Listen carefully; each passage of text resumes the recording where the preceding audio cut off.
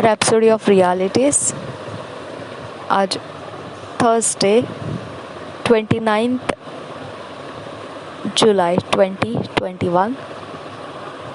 आज गुरुवार 29 जुलाई 2021। Rhapsody of realities में पास्टर क्रिस ओयाखिलोम द्वारा जो वचन हमको सीखने को मिलते हैं, आज रोमन्स 12 चैप्टर 2 वर्स, रोमियो की पत्री 12 अध्याय 2 वचन के आधार से आज का विषय है your mind, the instrument for your transformation. आपका मन जो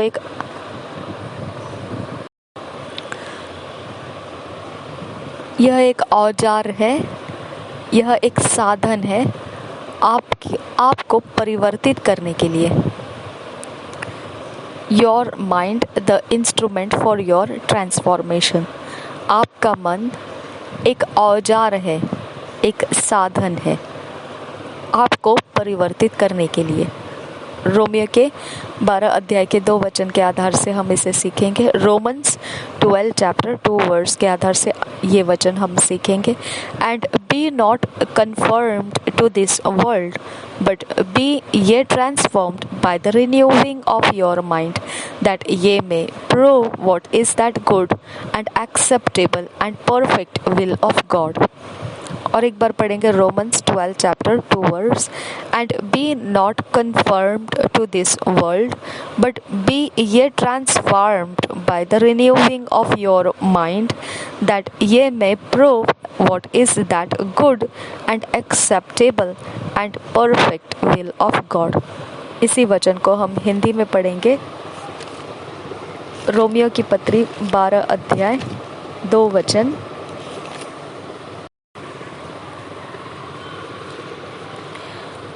इसलिए इस संसार के सदृश न बनो, परंतु तुम्हारे मन के नए हो जाने से तुम्हारा चाल चलन भी बदलता जाए, जिससे तुम परमेश्वर की भली और भावती और सिद्ध इच्छा अनुभव से मालूम करते रहो। और एक बार पढ़ेंगे रोमियो की पत्री 12 अध्याय 2 वचन। इस संसार के सदृश न बनो, परंतु तुम्हारे मन के नए हो जाने से तुम्हारा चाल चलन भी बदलता जाए, जिससे तुम परमेश्वर की भली और भावती और सिद्ध इच्छा अनुभव से मालूम करते रहो। The word of God is clear on how to have a fruitful, productive, and efficient life of success. It's by the renewing of your mind with the word. परमेश्वर का वचन साफ तरीके से यह बताता है किस प्रकार से हम फलवंत हो, हम उपजाऊ हो और कार्यकुशल हो अपने जीवन में सफलता के लिए। यह तभी हो सकता है जब हम मन का नया करेंगे परमेश्वर के वचन से, परमेश्वर के वचन के साथ जब हम यह मन हमारा नया करेंगे। मन के नया करने के द्वारा परमेश्वर के वचन के साथ हम ऐसा हो सकेंगे। Why is your mind so important? It's because God has fashioned the mind as the instrument for your transformation. आपका मन इतना महत्व क्यों रखता है? इसका कारण यह है कि परमेश्वर ने उसे ऐसा ही रचना किया है, जो एक मन एक औजार है, एक साधन है आपका परिवर्तन होने के लिए। Your mind is unlimited in its potential to create whatever you desire. आपका मन असीम शक्ति, कुव्वत अपने अंदर रखता है कि वो सृष्टि कर सके जो कुछ भी आप इच्छा करो उसकी। When you put your mind power to work, the possibilities are endless. जब आप अपने मन शक्ति को काम करने के लिए दे देते हैं, तब संभव हो जाता है कि असीम संभव काम आप कर पाते हैं जो कभी खत्म नहीं होगा, इस प्रकार की संभवता उसमें आ जाती है। There are no limits to what you can achieve and absolutely no restrictions to how high you can propel yourself in life.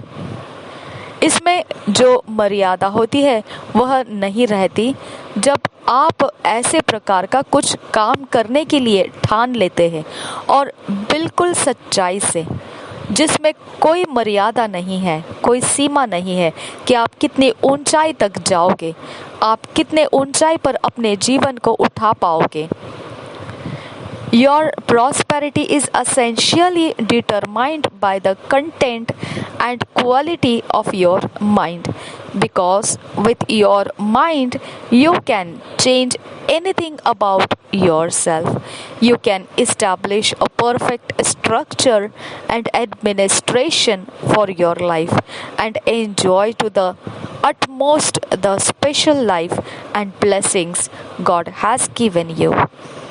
आपकी समृद्धि जो बहुत महत्वपूर्ण ऐसी निश्चितता है, वह आपके मन के अंदर रखी हुई बातों के विषय में और उसके दर्जे के विषय में है, क्योंकि आपका मन के साथ ही आप कुछ भी बदल सकते हैं। आपके जीवन के विषय में आप स्थापित कर सकते हैं सिद्ध आकार को और व्यवस्था को आपके जीवन के लिए, और आनंद ले सकते हैं वो खास जीवन का एकदम पूर्ण रूप से और आशीषों का जो परमेश्वर ने आपको दिया है। Open your mind to God's word through study and meditation. 2 Timothy 2:15 says, Study to show thyself approved unto God, a workman that needeth not to be ashamed, rightly dividing the word of truth. आपके मन को परमेश्वर के वचन के लिए खोल दीजिए, परमेश्वर के वचन के द्वारा अभ्यास और मनन के लिए खोल दीजिए। 2 तिमोथी 2:15 कहता है, अपने आप को परमेश्वर का ग्रहण योग्य और ऐसा काम करने वाला ठहराने का प्रयत्न कर जो लज्जित होने न पाए और जो सत्य के वचन को ठीक रीति से काम में लाता हो। और एक बार पढ़ेंगे 2 तिमोथियुस की पत्री 2:15, अपने आप को परमेश्वर का ग्रहण योग्य और ऐसा काम करने वाला ठहराने का प्रयत्न कर जो लज्जित होने न पाए और जो सत्य के वचन को ठीक रीति से काम में लाता हो। Through conscious meditation on the word, your mind is organized and programmed for excellence, greatness and success. आप ध्यान पूर्वक मनन के लिए अपने मन को लगा देते हैं परमेश्वर के वचन में, तब आपका मन व्यवस्थित हो जाता है और सही रचना में ढल जाता है, उत्कृष्टता के लिए, महानता के लिए और सफलता के लिए। Its contents and processors are synchronized with God's thoughts and perfect will for your life. This is what brings about the transformation. उसके अंदर की सही जानकारियाँ और कार्य करना, यह दोनों परमेश्वर के सोचों के साथ और परमेश्वर की सिद्ध इच्छा जो आपके जीवन के लिए है उनके साथ एक हो जाती है, घुल मिल जाती है, जिसकी वजह से फिर यही बनता है कि आपका परिवर्तन हो जाता है। यही आपका परिवर्तन लेकर आता है, यही वो कारण हो जाता है जो आपका परिवर्तन हो जाता है। Who you are today is a function or expression of your mind work. आज आप जो हो वह आपके कार्य या फिर आपका प्रभाव जो आपके मन के कामों से किया गया है, वही आज हो आप। Through God's word, you can work on your mind and change its contents, and that change will show up in your life as an upgrade, reflecting in your character and the results you produce. परमेश्वर के वचन के द्वारा आप अपने मन के ऊपर काम कर सकते हैं और जो उनके अंदर, मन के अंदर जो रखी हुई बातें हैं, आप उसको बदल सकते हैं। और यह बदलाव जो है वह आपके जीवन में बाहरी रूप में दिखाई देगा। एक ऊंचा स्तर आपके जीवन में चढ़ चुका है, यह दिखाई देगा। जो आपके जीवन का चरित्र है उसमें झलक आएगी और नतीजा वह उपज लेकर आएगा।